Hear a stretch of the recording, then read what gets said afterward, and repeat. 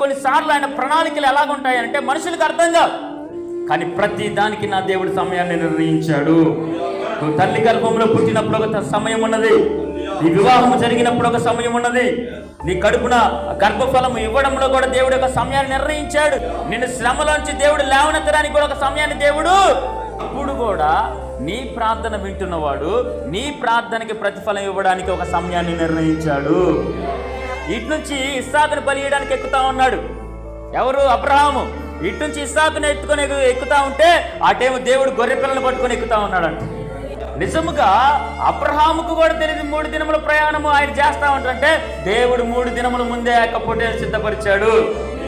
ఎప్పుడైతే అబ్రహాముని నీ కొడుకుని నాకు ఇస్తామని అడిగినప్పుడే దేవుడు సిద్ధపరిచాడంట అక్కడ.